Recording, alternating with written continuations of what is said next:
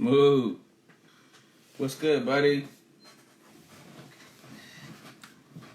Yay. Good job.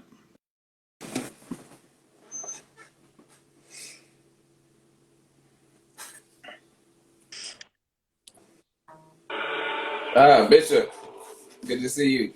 Mama B, how are you? I'm good. How are you? You got that good HD camera. Looking all crisp. I can see all your pores and stuff. Oh my goodness. The lighting. That is good. How are you doing? I am super, super grateful that you are taking a moment and a half to hang out with us tonight.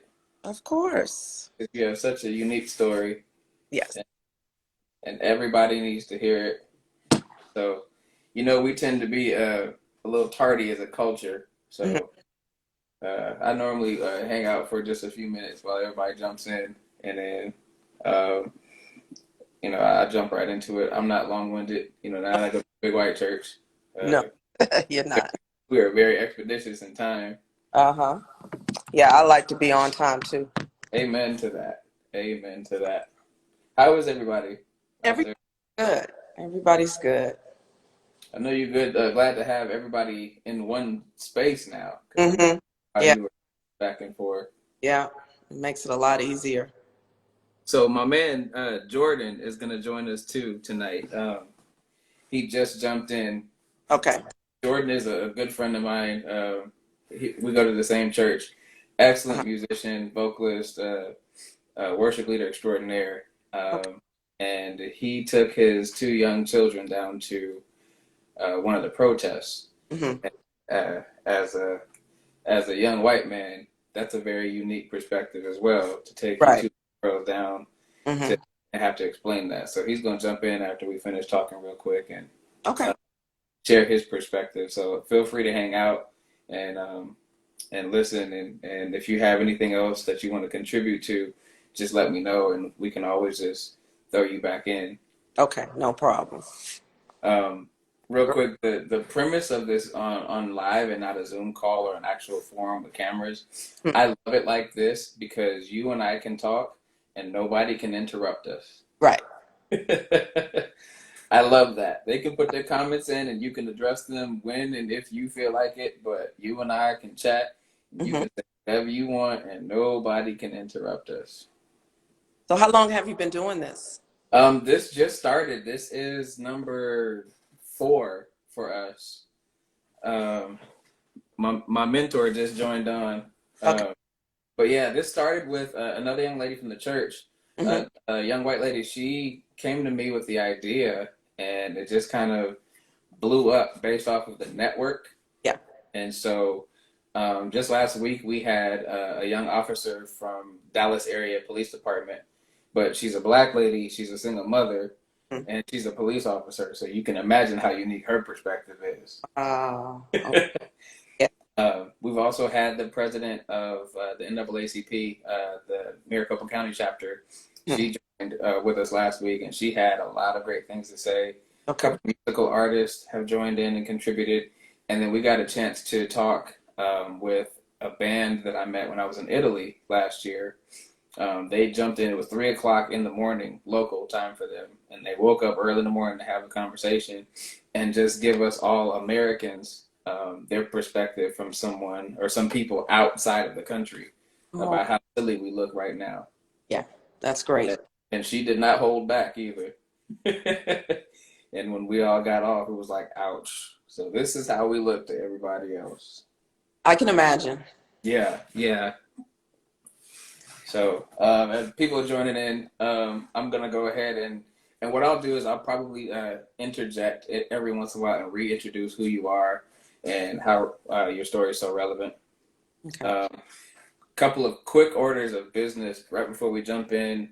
In Arizona, as we talked earlier, COVID cases are spiking, and the governor's not really doing all that many people think he should.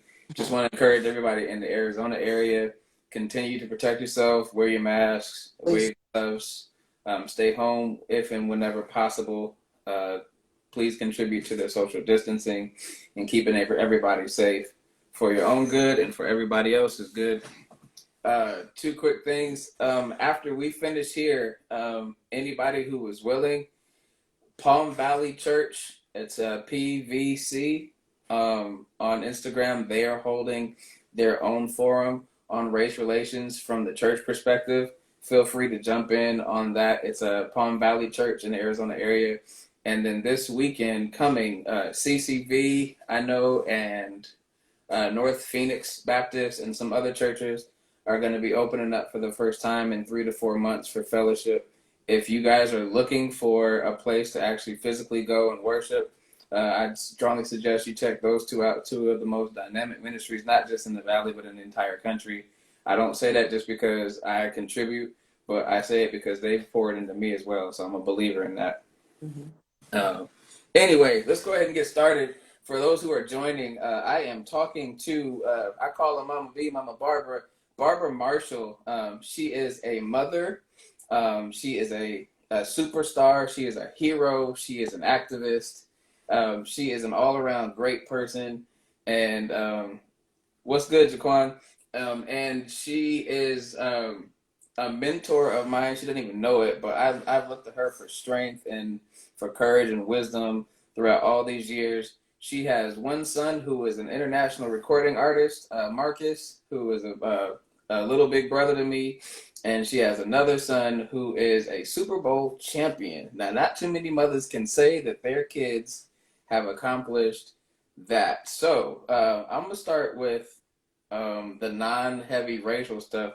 How is it trying to balance having two extremely successful children and as adults? Have they gotten too big for their britches?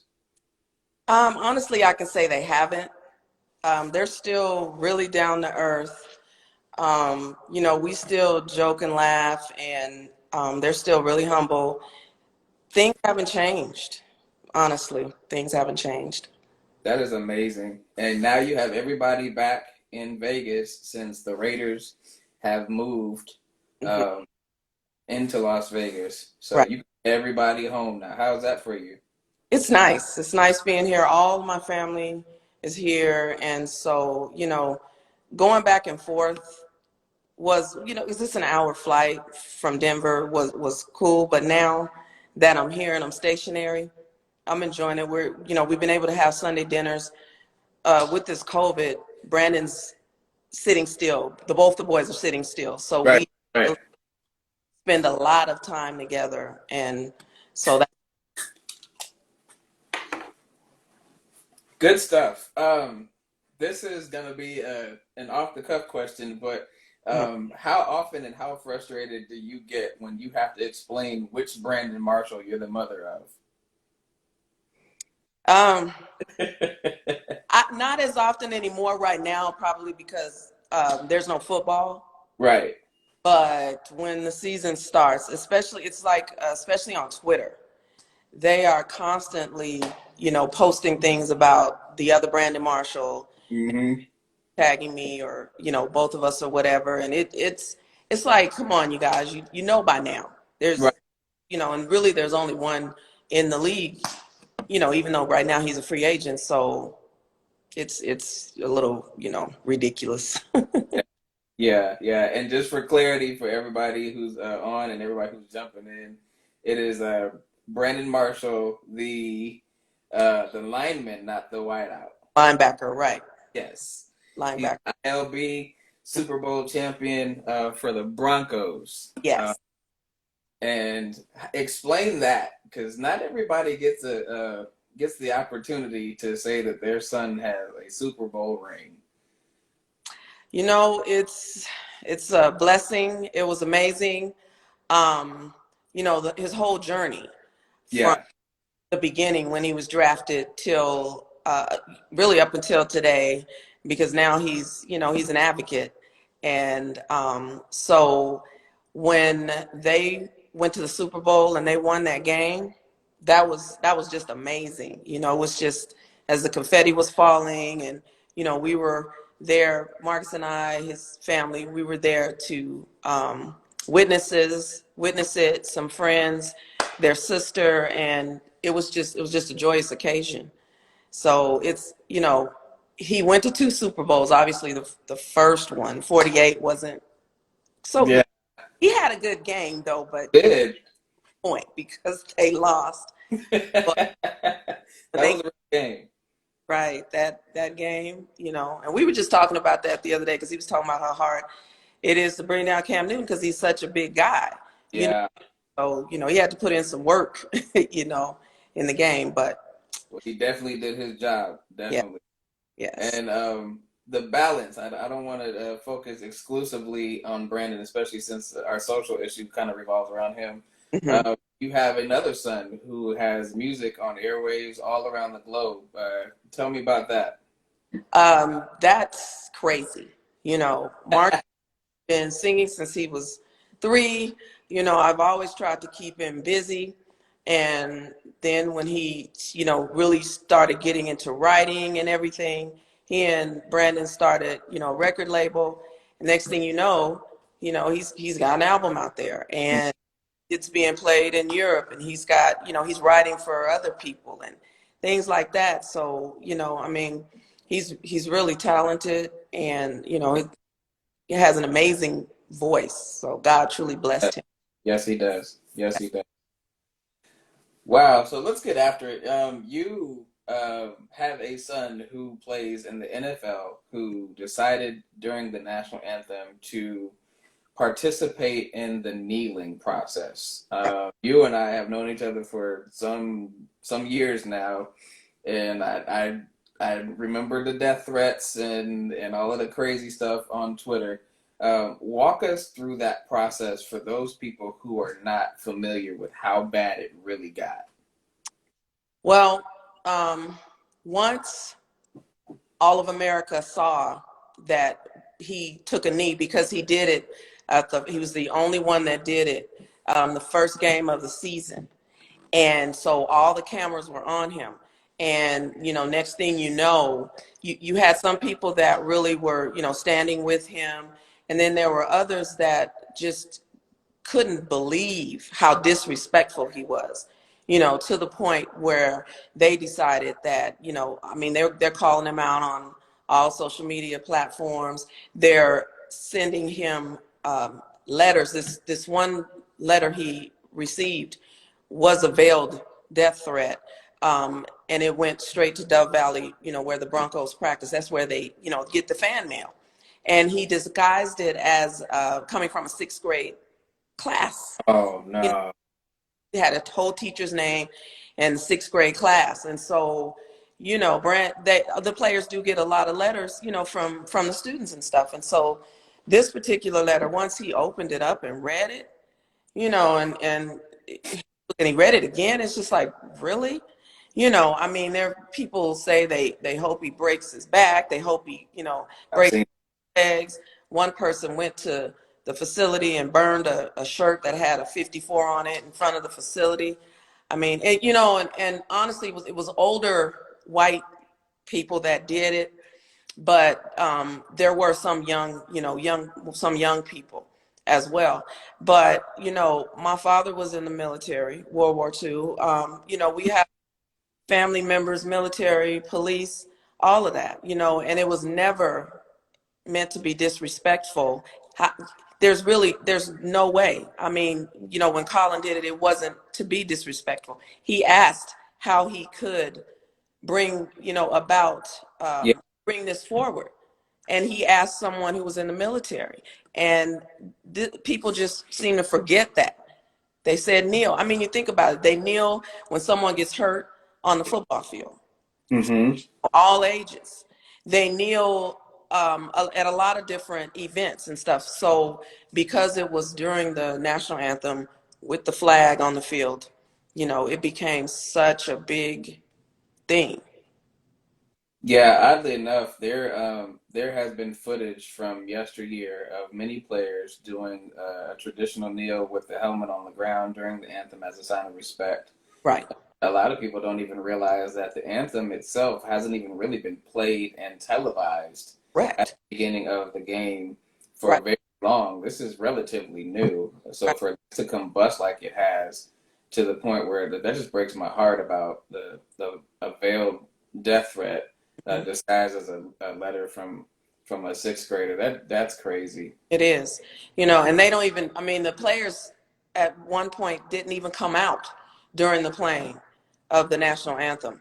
You Yeah, So do a little research. It's you know, but it went all the way to the top, you know, in the White House, and so it right. became a bigger deal because of that, and you know, and still is to this day. It you know, that part hasn't changed. They're still viewed as being disrespectful. That yeah. You have another son as we just discussed, and he's a smaller guy, but the older brother. Yes.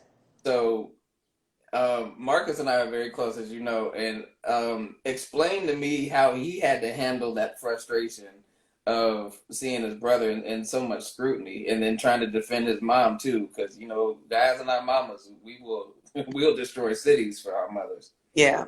It was hard, you know, for Marcus. Hmm. He wanted to respond to everybody.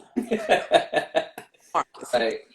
But you can't. You have to just forget it, block them, whatever. You know, sometimes just don't read it. You know, and I know that's hard, but yeah, he was ready. He was always ready, prepared, and you know, so and still to this day, Yeah. but you know, so Yeah, it was a few years back.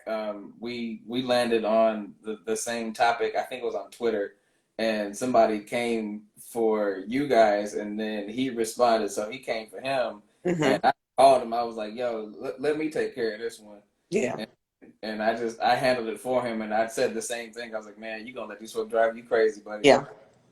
Yeah, you can't. I just even with this what's going on now, I have, you know, you have to shut it down. Sometimes you have to step away. And people are going to say what they're going to say. And, you know, a lot of them it's just armchair quarterbacks and things Mhm. like, you know, they don't know what these guys go through. Right. The protesting out of it, you know, just on a day to day. They're still people, you know, they're still people. They still have feelings. They have families, you know, but yet and still you want to come at them and disrespect them, you know, and that's not cool. It's not. Cool. Wow.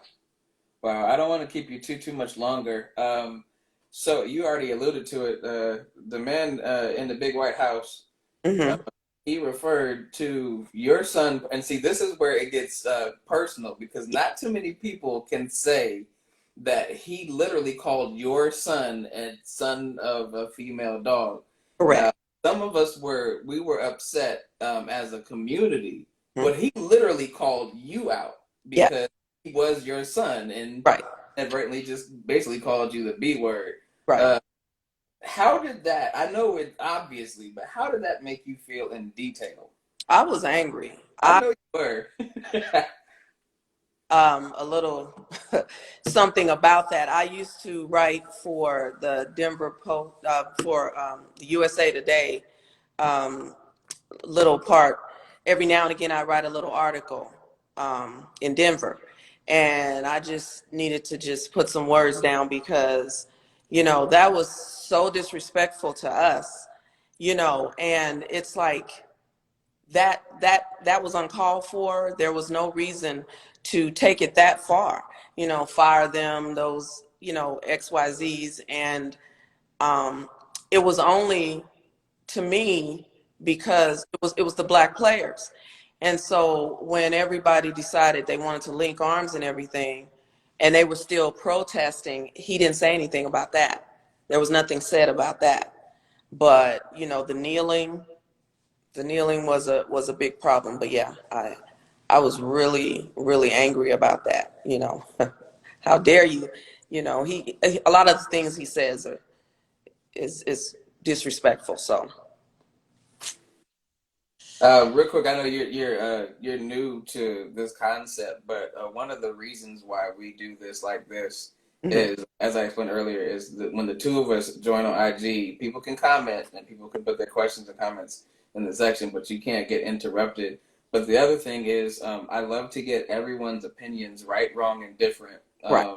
and I'm trying to get a unique array of different perspectives so Hmm. that we can get to the bottom of it, get to the foundation of what is driving how people think, and then we can address the foundation. Right. Then we can join together. So I only say that to say this caveat: feel free to speak your mind. Definitely want to have you back on in the future, but speak your mind. There's no reason to sugarcoat here because if they don't like it, they can easily just jump off. That's how. That's how I feel. And I say that all the time. I'm posting something, and if you don't like it, feel free to unfollow, block, whatever you need to do. It's a free country. Absolutely, absolutely. Young men had the privilege to kneel. It's a free country. So, Right, right. Good stuff. So tell me what both of the boys are doing now. You can start with Marcus. Marcus right now is just, he hasn't gotten back into music yet. He's doing a little bit of dabbling here and there, writing a few songs and things. He's just now, kind of starting from scratch a little bit. And Brandon has been working out, trying to keep himself busy. He's been doing, he wants to, have a career in broadcasting once he's done with, Mm, so he's been doing a few little things here and there with that, staying home, taking care of his daughters, his two dogs, and just, waiting for a call, waiting for a football season. He's got a couple of options out there. So hopefully, we're going to pray that something happens this year. He's ready. He's healthy, and just waiting, ready to go. gotcha, gotcha. I saw your post not too long ago that the city of North Las Vegas designated his own day in his honor. That was back in 2016. That is pretty special. Mhm. So for both of the boys, anything that they're doing in the community that we can support, that we can be more aware of. Well, we have a foundation, Marshall Cares Leadership Program. It's a mentorship program. We have young men from ages 13 to 16. Good. We get them out in the community, put them in front of public leaders, CEOs, just trying to let them know that they don't have to be an entertainer or an athlete. There are plenty of things out there that they can do. So, we have a wide variety of ethnicities, and we come together. They have community service, and we're going to try to take them on a little trip. COVID hit, and that just kind of put everything on hold. So, they're really good young men. It's about 25 of them. Nice. Yeah, this is the fourth year, well, third year, going strong, I want to say. And so, they have a lot of aspirations, and they were doing really well in school and everything. So that's one of the things we're doing. Brandon's working on a couple of other initiatives to try to help the people of Las Vegas that have been impacted by COVID, and joblessness. So we're just working on that, and Gotcha. maybe a couple other things coming up pretty soon. He's got some T-shirts that he's going to have. Donate the proceeds to, some social justice charities out there. As soon as we get them lined up, then we can put that out there. Good stuff. Yeah, we were in Vegas a few weeks ago, and just to see it empty, especially the strip, it was eerie. It was a ghost town. It Yeah, looked like a zombie movie. It was just so strange to see everything yeah, abandoned like that. yeah. We went riding on. You could get on the bike, ride on the strip in the middle of the street. That's crazy. That just means there was just nobody out there, which was good. We've been one of the areas that haven't been impacted as much with the virus as other places. People honestly paid attention and did what they were supposed to do. Our numbers are rising a little bit, but nothing, like say you guys and, some of the other places. I hate that. You guys just stay safe. Yeah, well, like I said, we strive. We find the worst places to start striving in. But Hmm. what do you do? What do you do? Right. Well, Mama B, I'm gonna close here. Was there anything else that you wanted to share with us on your behalf, any of your endeavors, or on the behalf of your boys? Just that, we're still here fighting, trying to, there's so much going on. We just have to keep praying for our country, for the world, um, and, just hope that one day there'll be a change, because right now it's scary. It is. It's very scary. So, It definitely is. Well, thank you so much. If you could do me a favor, if you're going to hang out for a little while longer, do me a favor mhm. and drop your handle, Marcus's handle, and Brandon's handle, and any information that we can support any of the causes and the foundations Okay. down in the comment section for everybody to see. Okay. Thank you so much. Whenever we get out of this quarantine, we're going to run up there, and dinner is on me. Oh, it'll be great to see you guys. Yes, it would be. It would be. Love you much, Mama. I'll talk to you later. Okay. Bye-bye. Take care.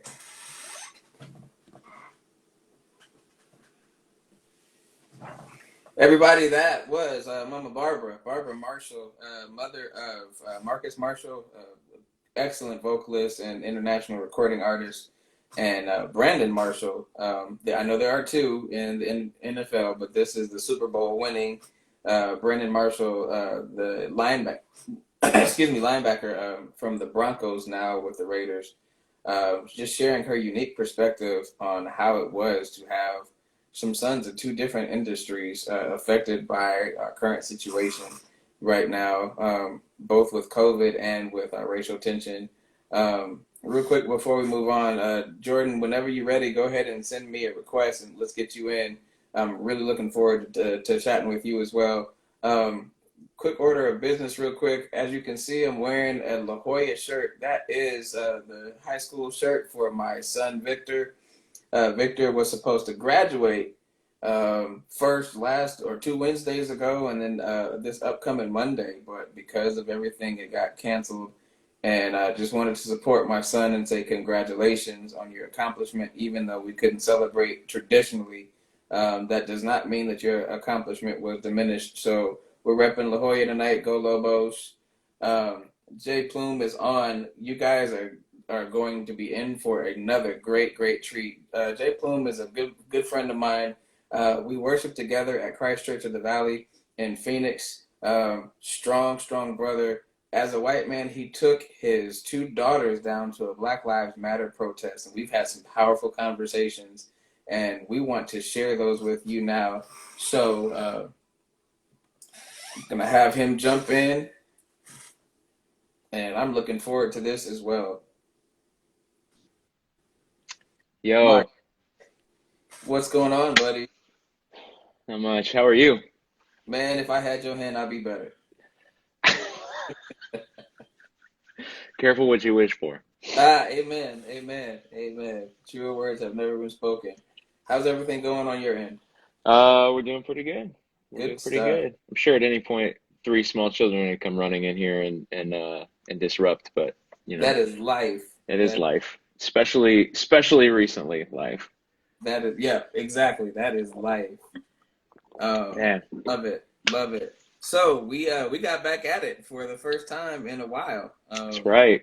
So how was that for you? So my month of June kind of got blown up. I was supposed to be gone a lot. And this week I was actually supposed to be in Malaysia.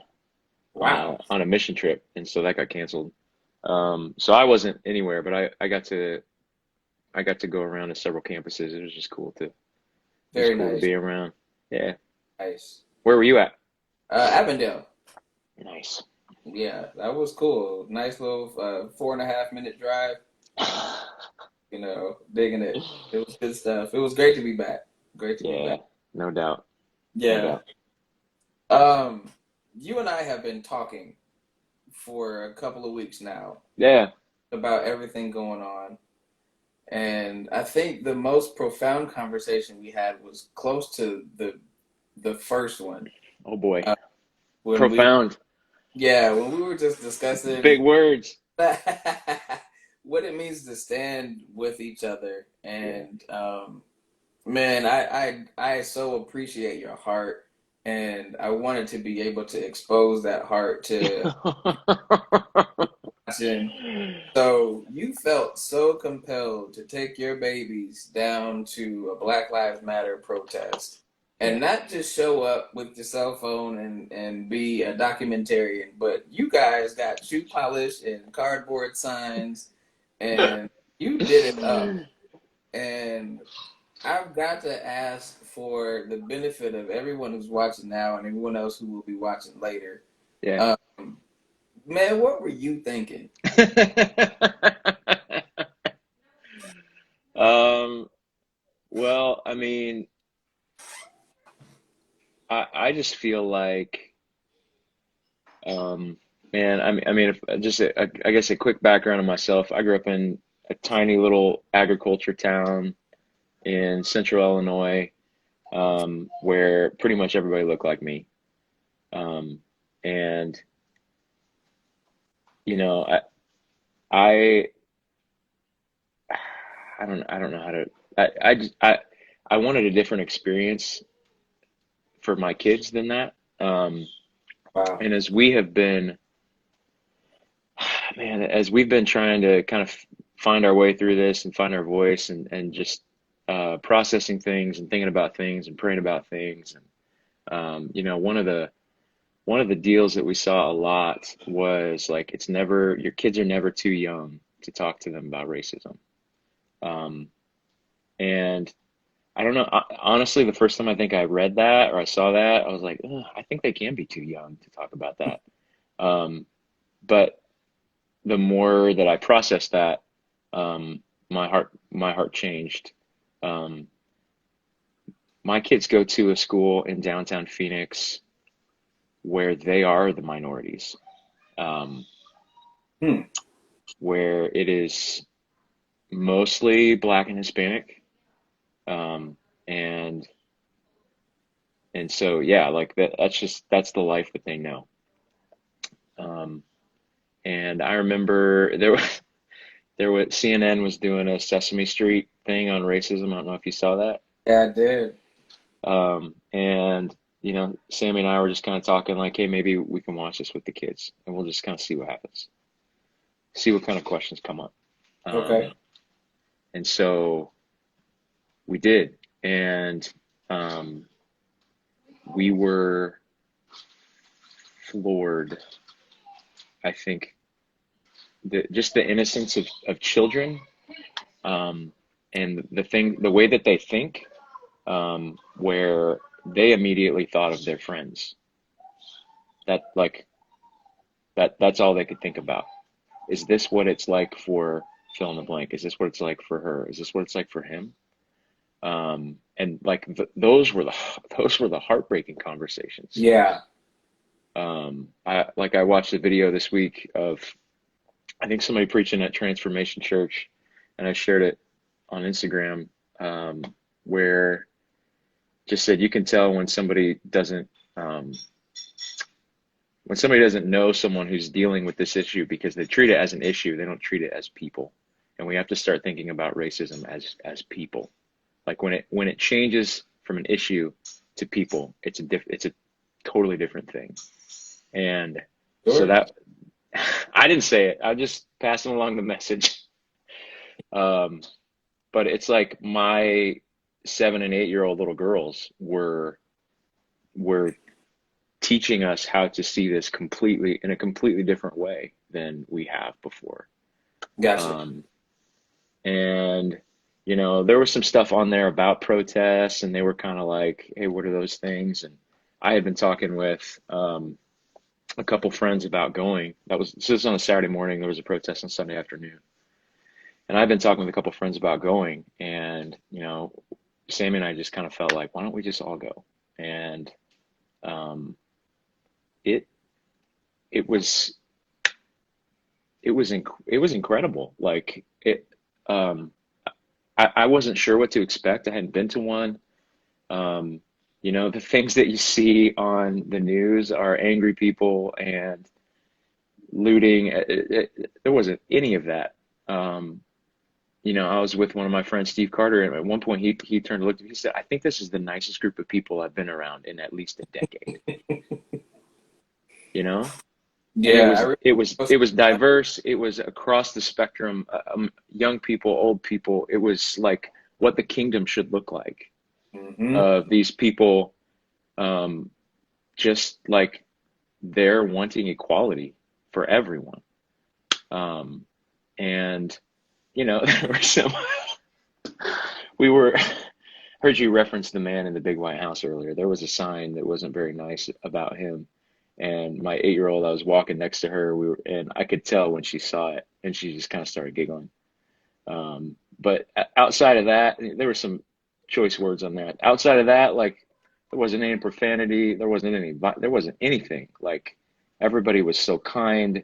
Obviously, no one was happy to be there, but like there was a respect for each other and a kindness that was uncommon. And wow. we couldn't do the whole thing. We did a couple miles, um, but it was like our kids took their scooters, and so they naturally were like running into people, and I kept apologizing, and everyone was like, "It's fine. Like you brought your 4-year-old here. Like that's BA. Like go. Like we're so happy he's here. So." Um, Good. but yeah, like our 7-year-old, when they were asking about we were gonna make signs. I didn't know. Had never been to a protest before, really. And so our 7-year-old little girl said, I want mine to say, "My black friends matter." And um, and then at the bottom, she said, "Can I?" She she wrote, she had 4 friends that she wanted to write their names at the very bottom of the sign. So that was just like, mm, this is not about right or left or anything. It's not about pro police or anti police, or this is about people. And we won't ever get to where we want to go if we can't see it like that. There it is. There it is. Tell me about the conversation post protest with your babies. How'd that go? Post, Yeah. um,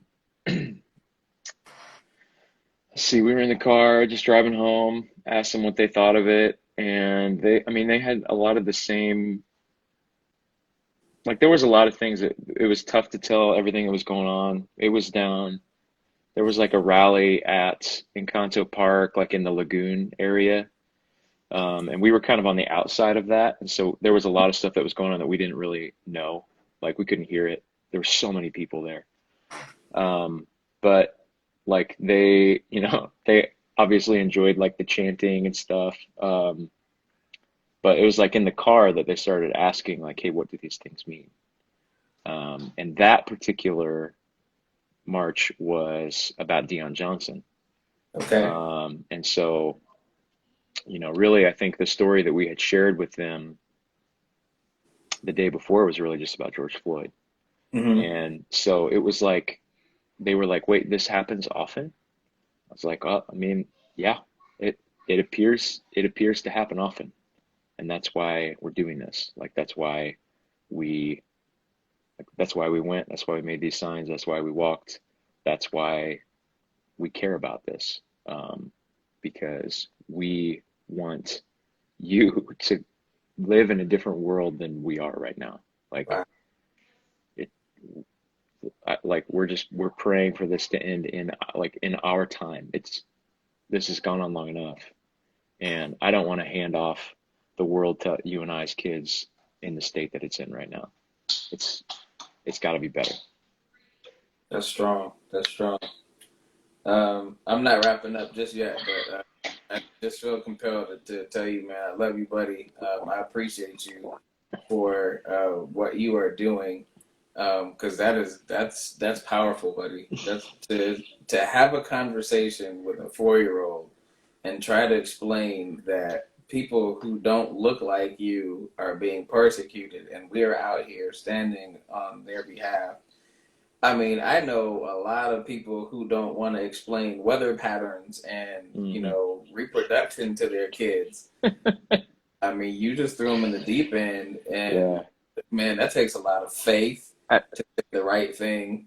And that takes a lot of trust in God, because they will fire back questions that you may not have the answers to.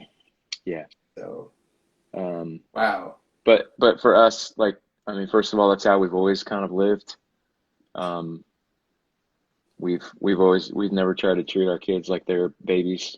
We've always tried to have adult type conversations. Probably why they have more conversations with adults than their actual friends. But um, you know, it for us, it man, I don't I don't know when it was.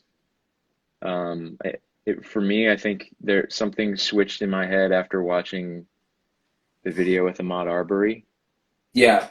Um, and it was just like I I can't I can't not like I don't know. Sorry, I got a kid tapping on my shoulder. Hold on. I love you too. Um, The I kid don't. just love you. Huh? The kid just said, "I love you." Yeah. I love it. That is amazing. Um, but Almost like, I don't want that for you. I don't want that for our friend Jimmy. I don't want that for our friend Mario. I can't. You guys mean too much to me. amen. Amen. I know you and I had a conversation via text, and I'm assuming that you weren't expecting my response when I gave it to you, just judging off of your response. But I do believe that it's a conversation that needs to be shared with the world, and it's not a popular opinion, but that's why the show was named what it is. So to share with everybody else, we had a conversation, and I said it was up to us as people of color to turn around and show at least the smallest bit of understanding to the people who genuinely and sincerely come to us and say, how can we help? How can we understand? How can we make this better? And instead of lashing out and focusing that controlled anger. I think everybody knows now. I think everybody knows now that we're angry.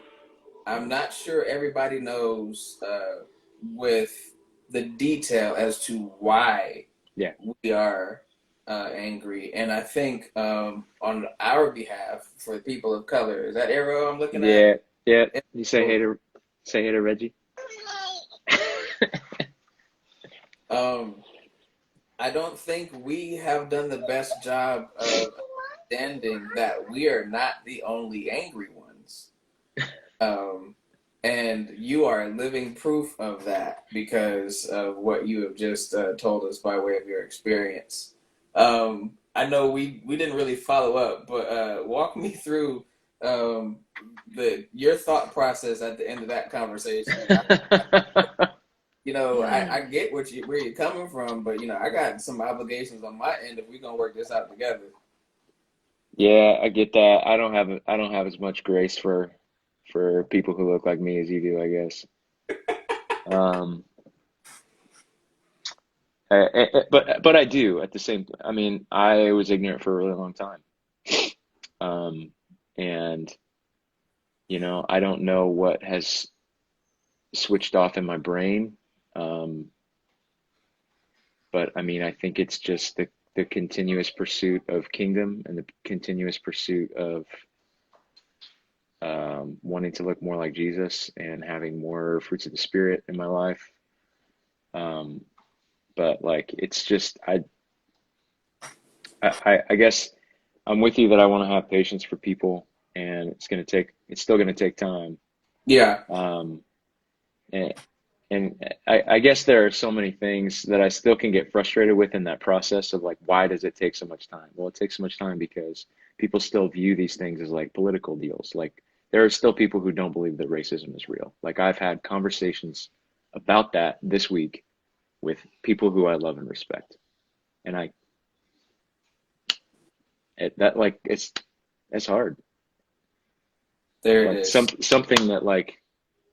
something that looks like, walks like, talks like a duck, Like I don't know how you can look at that and call it a horse, There it you is. know? Let's dig into that So, for just a second because again, on my end, in my community, or with people who look like me, there are some of us who are more integrated. There are some of us who are, because of personal experience, maybe, or because of an array of different reasons, like you said, don't have as much patience and grace. And I do believe, quite honestly, that there are a number of people who look like me who do not believe that what you just said exists, just as much as you don't believe hmm, that having the conversations with people who are oblivious to this exists. hmm, I want to dig into that for a minute. When it comes to having that conversation with people who look like you, to be thrusted into um, a defensive position for a community that you don't necessarily represent by appearance sake. hmm. How does that work out? Because that's something where now I'm coming to you saying, Jordan, I don't look like you.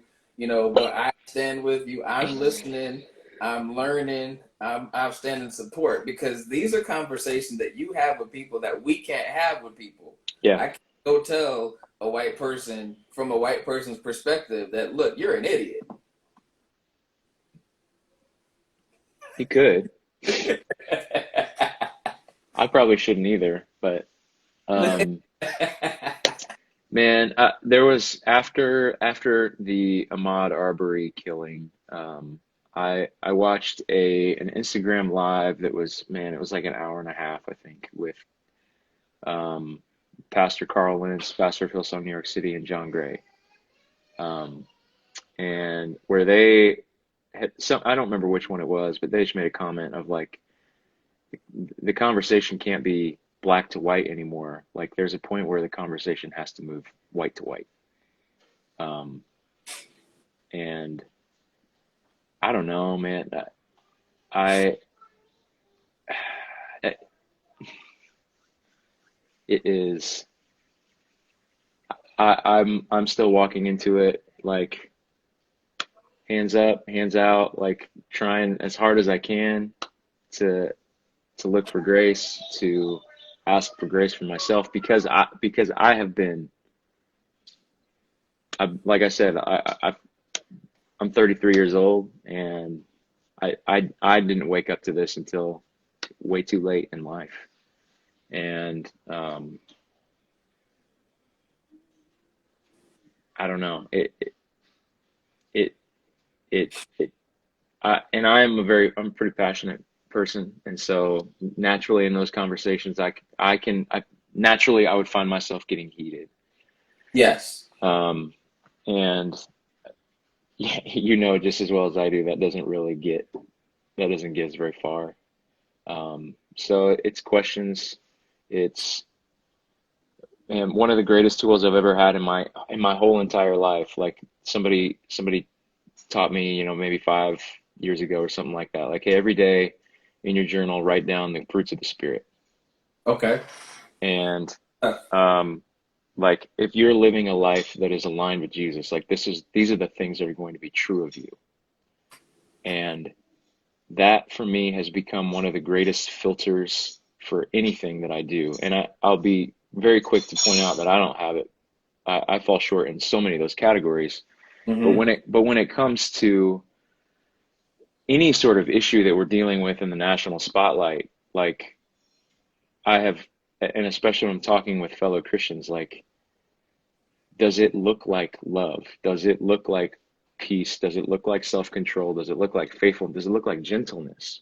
Like Yeah. what you just said, does that sound like gentleness? And if it doesn't, then I I think you're wrong. Like, and that's not necessarily me saying that. Just I, that's what your life should be defined by. And if you have a stance on something that makes somebody else feel a certain way, like it just, or if you support something that says that someone with a different color skin is less than you, that that's not kingdom. That's not kingdom. Wow. Wow. That's powerful. I'm gonna ask you a very difficult question. Oh, Feel man. free to take your time. Um, don't feel free to decline. Feel free to take your time. Okay. Um, so here it is. I am an angry black person who is tired of persecution. I'm tired of the injustice. I'm tired of Jim Crow. I'm tired of slavery and all that. I want my reparations. I've had run ins with the police. I've had bad job interviews. I've been discriminated against and all of that. And here I am out there with my signs and my t shirts. And here I am protesting out of sheer emotion for my personal walk. And then I turn around and I see you with your pictures at Zion National Park, and with your fancy guitar and your family that looks like it's fresh out of the frame in a wall. And, and then I asked, man, what are you so angry about? Man, your life from the surface looked like you got it all together. You ain't never been pulled over and had guns pointed at you. What are you so mad about? Take your time, buddy. Uh, I, what am I so mad about? Man, I'm mad about a lot of things, but um, here's a couple of those frame kids. All right, can you roll out of here for a second? Um,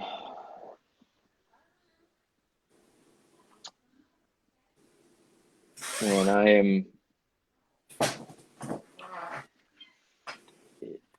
I am so much of how I choose to live my life now, like probably similar to you, um, is like my life changed a lot when I had kids and when bring a family into the world, start a family, bring humans into the world. And you want so badly to protect them. You want so badly to create a safe space for them. You want to see them succeed. Um, and you want to pass off something of worth. You want to leave a legacy. Um, and I, I don't like what we're passing off. Um, I don't like what we're passing off to my kids. I certainly don't like what we're passing off to your kids. Um, it's not okay. It's not the way that it's supposed to look. Um, on earth as it is in heaven is not like this is not this ain't it. Um, and and yeah, and man, for me, like I guess I've said it several times, but you want to know like when I get angry and when I get really emotional, it's this racism to me has moved from an issue to a person. I see faces now, and I see faces of people that I love dearly, and who spent time in my home and who love my kids and who, uh, if I, I want the same things that I have been given, the things that am afforded as a white person. I want those things for them too. I see you getting And emotional, my friend. Uh, open up your heart to us real quick. what do you mean? Because there are people like who look like me, who Yeah, even after this display may subconsciously question how genuine it is. I know you, so yeah. that's not really a thing for me. But this is for people who don't know you, who don't look like you, who are seeing you right now on the brink of tears over an issue that doesn't necessarily affect. Um, so share with us your heart. Where Um, Where is this choked up coming from? I mean, it comes from it comes from living my life.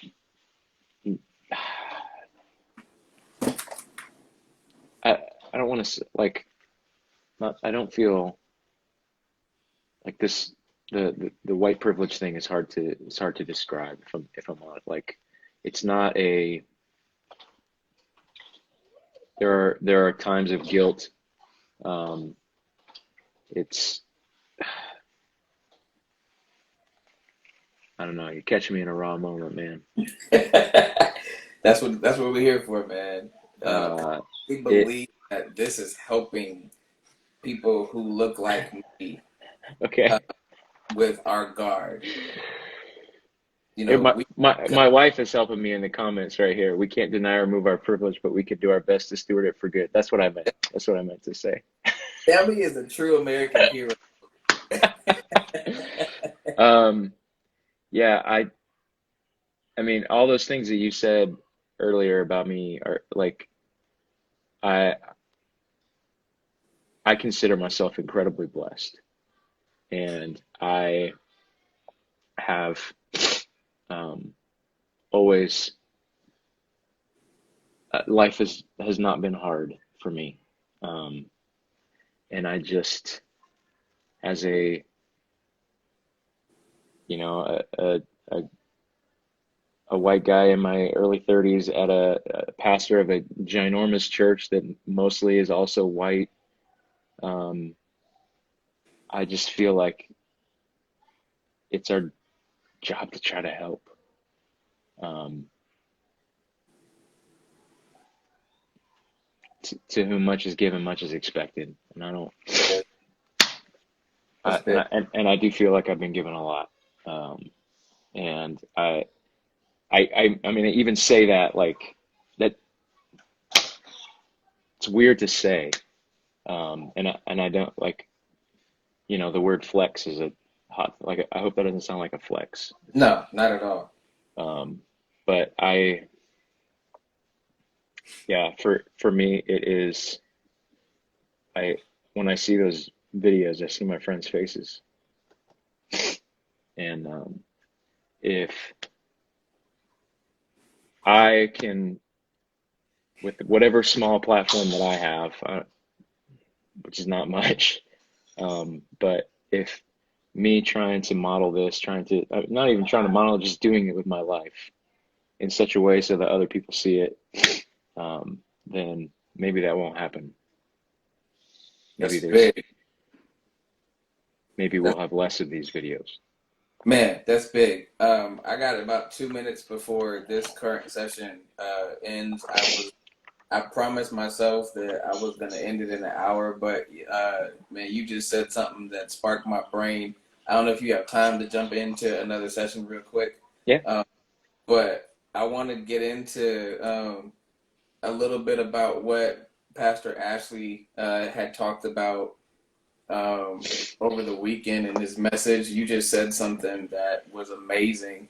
And to you, right before we jump off for the next session, just remember that Jesus himself left the entire flock to save the one. And I think if we are more of the mindset of making sure that reaching just one is as important as reaching the millions. We live in a society right now that it's quantified by followers and friends and likes and thumbs up and everything, and that's how we examine our identity. That is how we live our life. That is how we find solace and validate our life. And I think that your approach is excellent, man. If you can just reach one, because you never know. Like when you're on stage, we played together. We're on stage sometimes in front of 15,000 people for a weekend. You don't know what their mindset is when they walk in and when they walk out. Right. And they're not going to come back and tell you about the suicide that they prevented or the addiction that they overcome. So that's good stuff. Got about 10 more seconds before we jump out of here. Love you, buddy. If you want to jump back in, everybody else, we're gonna continue this for just a few more minutes. and just give me a few seconds to All right. recreate the slide. Thanks, All man. right. Good talking Yes, with you. Love you. yes, love you.